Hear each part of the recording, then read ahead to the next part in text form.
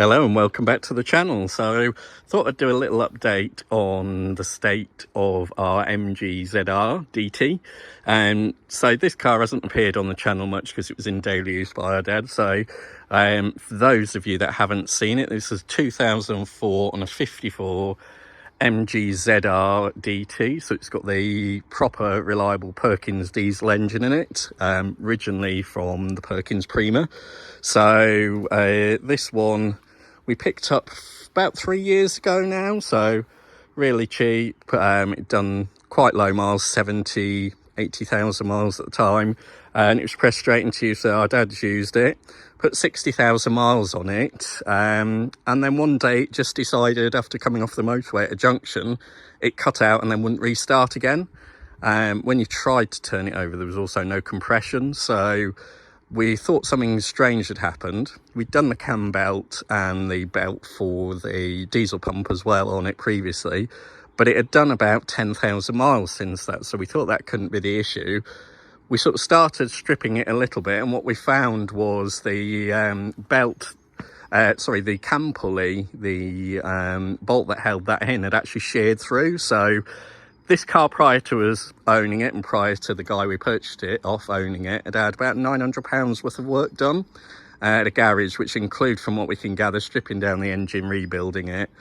And they made a very good job of it generally, put new sort of Jubilee clips and everything's on it. But the only thing they seem to do, which you're not supposed to do, is on the cam pulley, they reused a non-reusable bolt, and it looked like they did it up with a windy gun.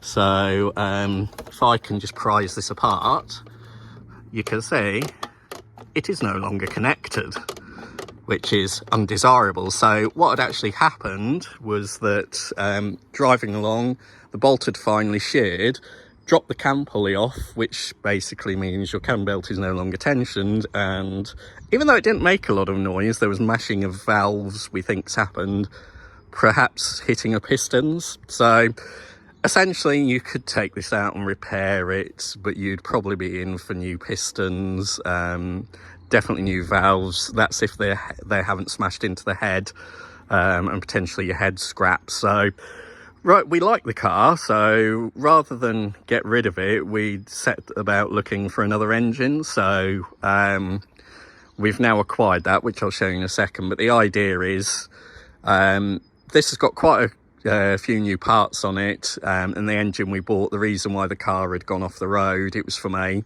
Rover 25 commercial, same engine, but we decided that one had decided to crap its diesel pump, which is immaculate and in fully working condition on this one. So the good thing about these engines, they use them in lots of different variants. The Rover 25, 45 begat life in the Maestro, and they put them in the very, very early Freelanders. Whilst they all had sort of slight differences in their makeup, essentially it's the same engine, so you can just build this up to the spec that your car is. So we're going to strip all the stuff off this one, so diesel pump to replace the one that's gone on the other engine. You'll see in a previous video, this one's also had a new turbo on it as well, so we'll put the new turbo on it, and anything else from this one that we can do. So this one's done about 130,000 miles. If I whip you over to the engine crane now, so this one here is the engine that we purchased, removed. So bits of rag just in the exhaust ports, just to make sure nothing untoward doesn't drop in it. So same engine, but this one's done 172,000.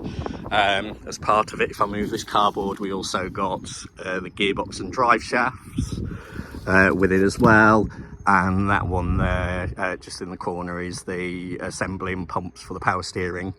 So we got that as well. So if I pan around this side without tripping over drive shafts, you can see the rear of it as well. So these are essentially a more reliable unit, because essentially they're a mechanical pump, diesel pump with a bit of electronics on it, so not full electronics like modern diesels. So these are quite tunable. In fact, on the ZR here, it had a tuning box on it from Rover Ron, so these put out about 115 brake in the ZR tune, and that took it up to 130. You can tune these to about 150, 160 plus, but they do start to smoke a bit. So this one had the 130 horsepower tune on it. Went like a rocket because the gearing is quite low, but also did about 60 miles per gallon and didn't smoke. So that box will be going back on it. So yes, my weekend last weekend was humping this thing into the back of a very useful Renault Espace that we used as our vehicle of choice to collect it in. So now I've got various bits of my hands chafed and bruises everywhere because they're quite heavy units. So this is where we're at with it at the moment. So essentially what we're going to do is get the one out of the car here, take you back round, strip it out here. Then what we'll do is essentially the boxes off this one now, we'll then use the box off our car because it's also had a new clutch very recently. So we'll lift everything back in, probably run it as it is without taking the old engine, the one we've bought apart, just to see how it goes. And yeah, and hopefully that'll be this beastie back on the road because it's a very, very good car.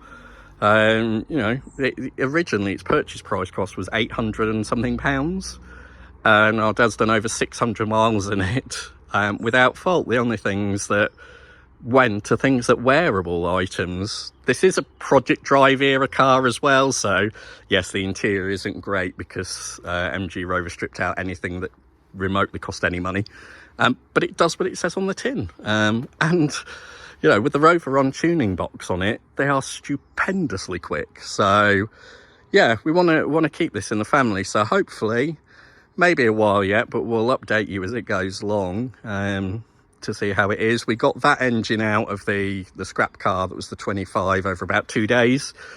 So hopefully it shouldn't take long to get this in, and then yeah, it can be back on the road again. And that's another car. So yeah, thanks for joining us. Do like and subscribe if you like what we're doing. Every little bit helps, as they say. We're also attending Pride of Longbridge as well. So brother's hopefully going in his MG ZT 190 Plus, and I'll hopefully be taking Reg the 620 Ti. So we'll have some bits of stickers and things on the car, just with the channel name and everything on it. So yeah, if you see us there, do say hello, and yeah, please do like and subscribe. Thanks a lot, and we'll see you all again soon. Bye for now.